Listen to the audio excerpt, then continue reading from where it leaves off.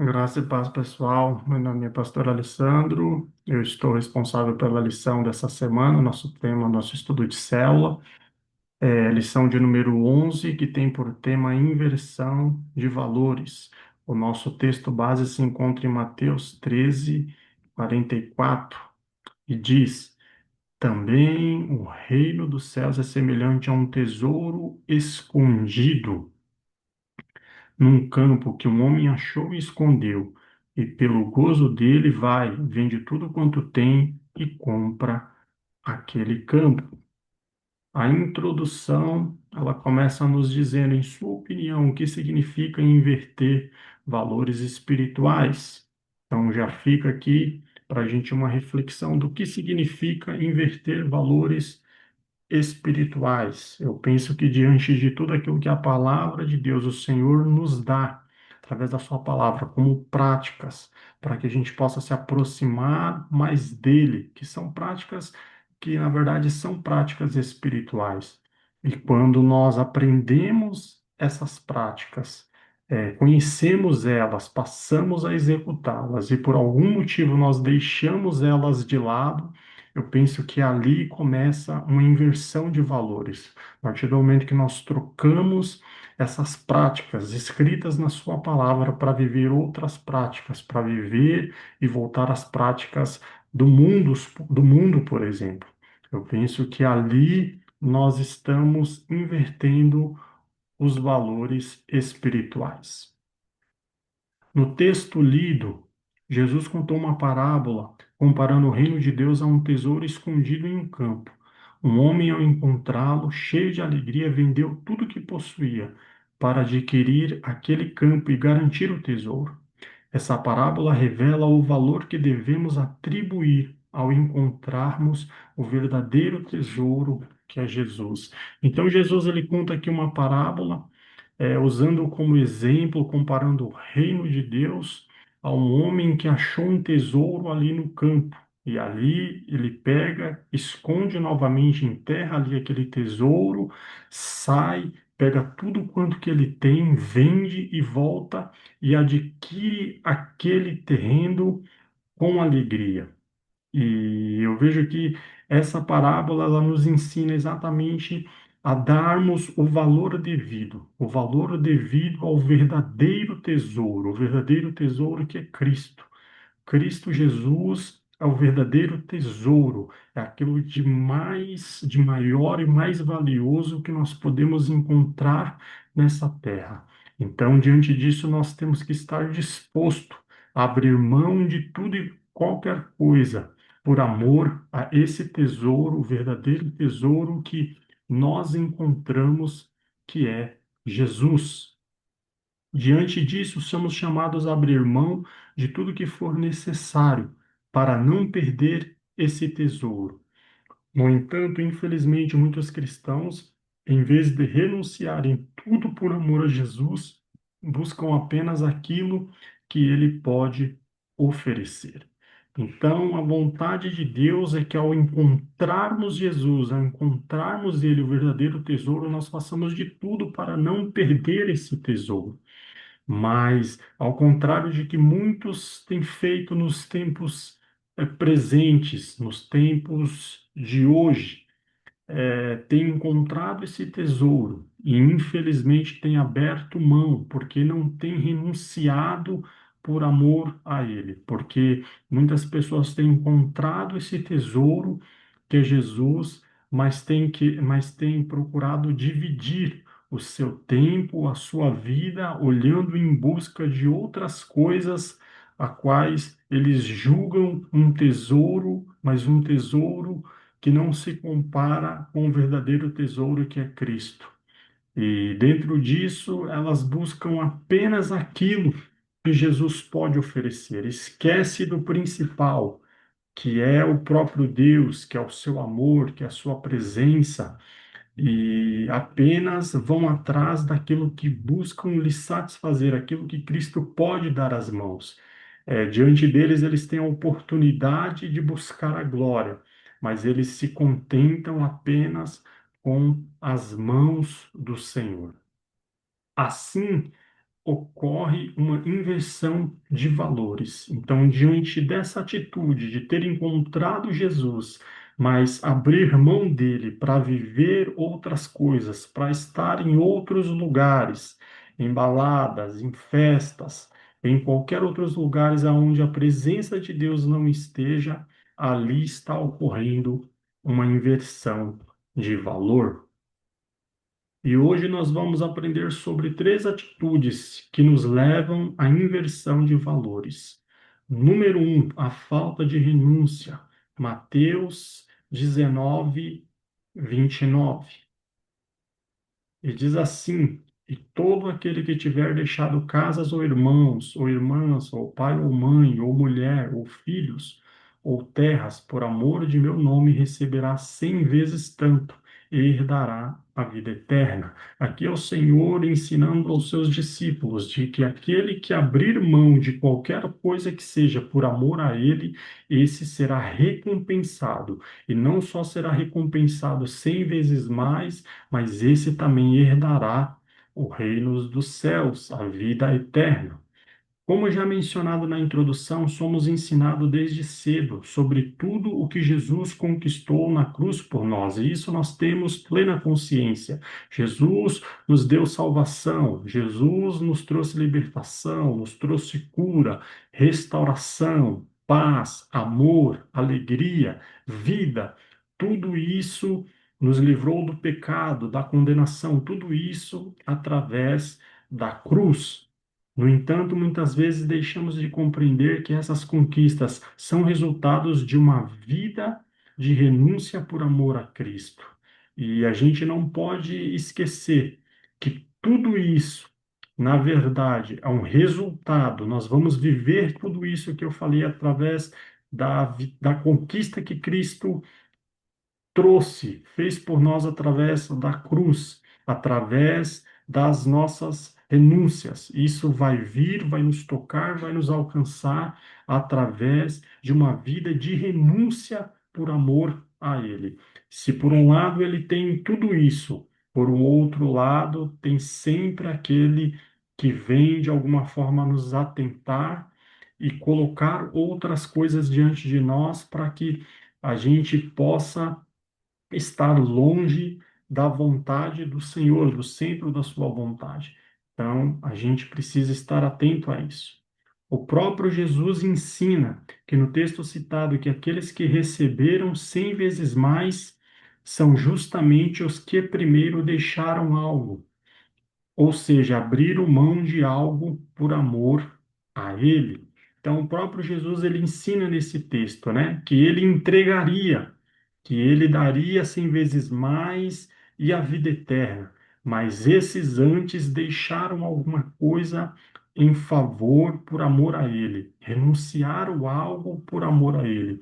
Isso nos ensina que, da mesma forma, se nós quisermos receber tudo aquilo que o Senhor tem para as nossas vidas como promessa, como herança. E nós vamos acessar isso através de uma vida e de uma vida de renúncia, renunciando o pecado, renunciando os prazeres dessa vida, renunciando tantas coisas que tenta dia após dia se colocar entre nós e Deus e a sua vontade. Isso nos mostra que no reino de Deus a recompensa está diretamente ligada à disposição de renunciar. Então, que o reino de Deus, para acessarmos tudo aquilo que o Senhor tem para as nossas vidas, ele nos ensina ali que há uma ligação onde nós precisamos estar dispostos a renunciar, a dizer não para tudo aquilo que tenta se colocar e interferir na nossa vida, na nossa comunhão, na nossa caminhada entre nós e Deus. A palavra fala que o pecado ele é como uma barreira que tenta se impor entre nós e Deus. Então nós precisamos renunciar, dizer não, não aceitar essa barreira, ter essa disposição para podermos acessar as verdades do Rei. Dessa forma, não se trata apenas de buscar o que Jesus pode nos dar, mas de estarmos dispostos a entregar tudo a Ele. E mais importante e valoroso ainda, é não apenas buscar estar disposto a estar diante do Senhor simplesmente por aquilo que Ele pode nos dar ou nos entregar, mas irmos além, estarmos dispostos a nós entregarmos a Ele. Não só recebermos, mas nós entregarmos, e não só entregar pela metade, mas entregar tudo. Assim como esse homem que encontrou o tesouro ali no campo, onde ele vende tudo e entrega tudo por aquele tesouro que ele encontrou ali no campo. Assim, o Senhor também espera de cada um de nós. A ausência dessa entrega revela um coração que ainda não compreendeu plenamente o valor do reino e por isso acaba invertendo os valores espirituais. A pergunta é que se nós de fato compreendemos ou não o reino de Deus. E para isso, a resposta é muito simples, está nas nossas atitudes. Se nós temos invertido os valores espirituais ou não. Será que eu e você temos entregado pelo reino de Deus ou isso ainda tem sido algo difícil na minha e na sua vida? O que nós temos entregado, o que eu e você temos renunciado por amor a Deus? Será que você já renunciou a alguma coisa por amor a Deus?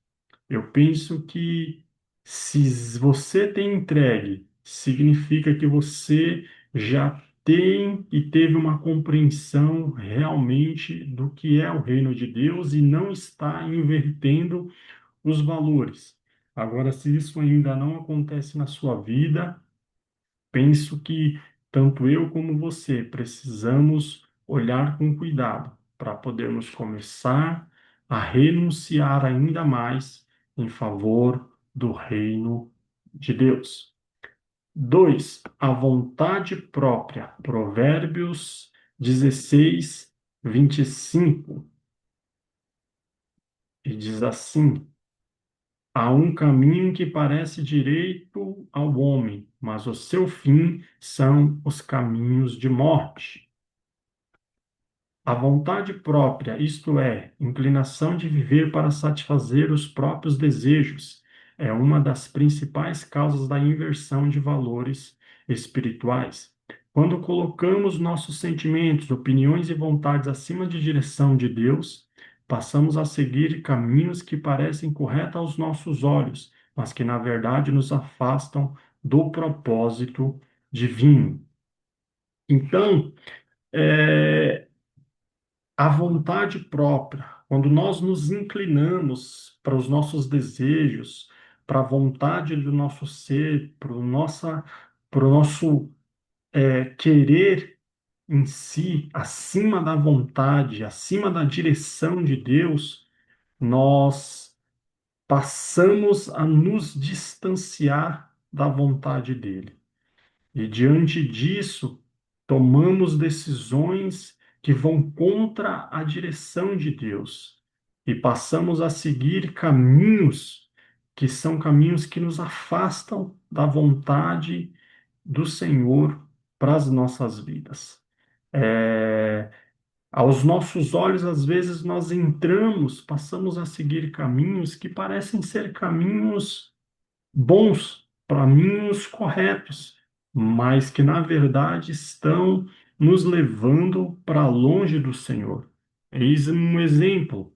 Talvez você esteja uma dívida, talvez você esteja com o seu cartão ali estourado e diante de tudo isso você decide não dizimar e não primiciar, porque você tem que acertar e pagar os seus credores ali, as suas dívidas, o seu cartão. Se você for olhar de uma forma natural, isso parece ser algo bom, porque você vai estar se acertando ali diante do seu cartão, diante das suas dívidas, só que você vai estar deixando um buraco ali, uma brecha na sua vida financeira quanto à questão espiritual, porque você vai estar tirando de um lugar aonde ali o Senhor ele vai te abençoar para crer e procurar resolver uma situação que é meramente ali secundária diante dos mandamentos do Senhor para minha e para sua vida. Então, nós precisamos estarmos atentos quanto a esses caminhos e não deixarmos com que os nossos sentimentos, as nossas emoções, elas nos levem a inverter esses valores daquilo que é princípio da parte de Deus, daquilo que é mais importante e Ele deixou por mandamento para cada um de nós. O texto de Provérbios 16:25 nos alerta justamente sobre isso. Há caminhos que parecem certos para o homem, mas o seu fim conduz à morte. E quantas vezes pessoas entram em caminhos, nós entramos em caminhos achando que são caminhos bons, caminhos justos, mas que na verdade estão nos levando para armadilhas, estão levando para a morte. E isso pode ser uma morte financeira, isso pode ser uma morte espiritual, isso pode ser até mesmo uma morte física. Então, nós precisamos estarmos atentos quanto a isso e não nos deixarmos nos levar diante desses caminhos. Esse engano acontece quando deixamos de submeter nossa vida à vontade de Deus e passamos a agir guiados pela carne, e não pelo Espírito. E nós precisamos estar atentos e alerta. A palavra de Deus, ela nos diz isso, que precisamos orar e vigiar em todo o tempo. E diante dessa falta de vigilância, automaticamente passamos a nos deixar levar pela vontade da carne e deixamos de ser guiados e entrarmos na prática direcionada pelo Espírito, fazendo com que esses caminhos de morte, essa condução de morte, fique mais suscetível para as nossas vidas e a gente entre nelas sem ter a percepção.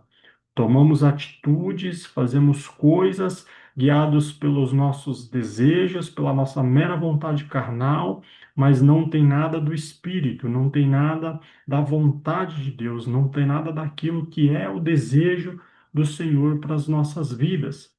Então, nós precisamos anular e deixar de lado a nossa vontade própria, deixarmos de fazer as vontades da nossa carne para sermos guiados pelo Espírito.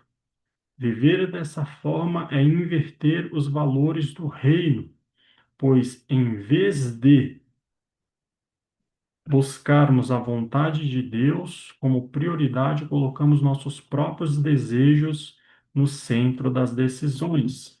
A nossa busca ela tem que ser sempre pautada e voltada para a vontade de Deus, aquilo que Deus tem e quer para as nossas vidas.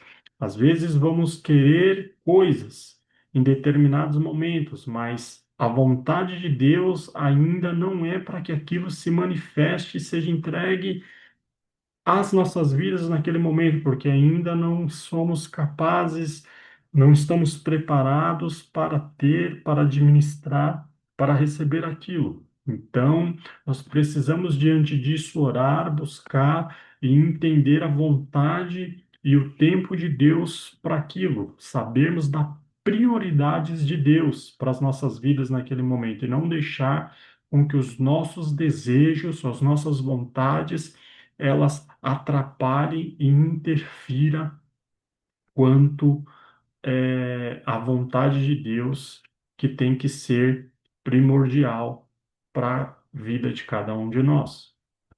O 3, o interesse próprio, Lucas 15, versículo 11 ao 14. E disse um certo homem, tinha 2 filhos, e o mais moço deles disse ao pai: dar-me parte dos bens que me pertence. E ele repartiu a fazenda por eles. E poucos dias depois, o filho mais novo, ajuntando tudo, partiu para uma terra longínqua e ali desperdiçou seus bens, vivendo dissolutamente. E havendo ele gastado tudo, houve naquela terra uma grande fome e começou a padecer necessidades. O interesse próprio. O interesse próprio é uma atitude que contribui para a inversão de valores espirituais. Quando colocamos nossos desejos acima da vontade de Deus, passamos a nos relacionar com Ele de forma egoísta.